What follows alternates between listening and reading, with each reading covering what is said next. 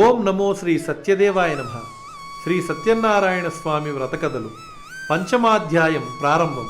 సూత మహర్షి ఈ విధంగా చెబుతూ ఉన్నారు. ఓం మునిశ్రేష్ఠులారా, మీకు మరొక కథను చెబుతాను, శ్రద్ధగా వినండి.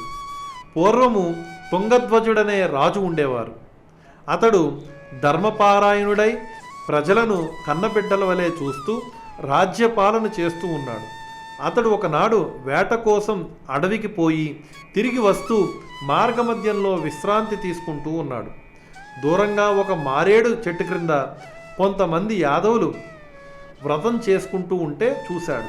స్వామికి నమస్కారమైనా చేయకుండా నిర్లక్ష్యం చేశాడు. వ్రతం పూర్తయిన తర్వాత గోపాలురు ఆ ప్రసాదాన్ని రాజుగారికిచ్చి స్వీకరించమన్నారు. రాజు అహంకారంతో, ఈ గోపబాలురు చేసినటువంటి వ్రతాన్ని నేను చూడడం ఏమిటి, ఆ ప్రసాదాన్ని నేను స్వీకరించడం ఏమిటి అని అక్కడ విడిచిపెట్టి వెళ్ళిపోయాడు.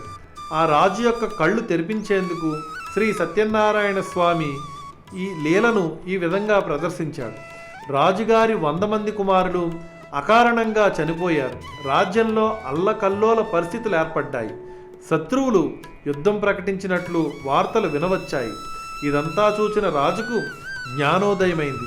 ఆహా, నిన్నటి రోజున యాదవులు ఇచ్చినటువంటి ప్రసాదాన్ని నేను తిరస్కరించినందువల్లనే ఈ సమస్యలు నన్ను చుట్టుముట్టాయి అనుకుని వెంటనే గొల్లల వద్దకు వెళ్ళి వ్రత విధానం తెలుసుకుని వచ్చాడు.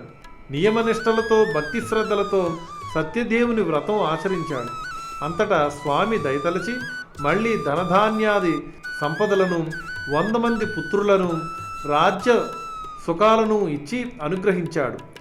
రాజు క్రమం తప్పక ఈ వ్రతం చేస్తూ అంత్యకాలంలో సత్యలోకాన్ని పొందాడు. మహోన్నతమైన ఈ వ్రతమును భక్తి శ్రద్ధలతో చేసేవారు, వ్రతం చూచినవారు, కథ విన్నవారు సత్యనారాయణ స్వామి అనుగ్రహానికి పాత్రులవుతారు. ఆయన కృపచే ధనధాన్య సంపత్తులను, పుత్ర పౌత్రాభివృద్ధిను పొందుతారు. ఇహలోకంలో సర్వ సౌఖ్యాలను అనుభవిస్తారు, మోక్షం కూడా పొందుతారు.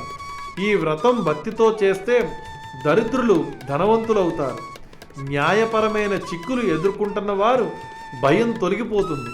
ఓ మునులారా, మానవులను సర్వ దుఃఖాల నుంచి విముక్తి చేయగల శ్రీ సత్యనారాయణ స్వామి వ్రత విధానాన్ని, దాని ఫలితాలను ఆచరించి ముక్తి పొందిన వారి కథలను మీకు బోధించారు.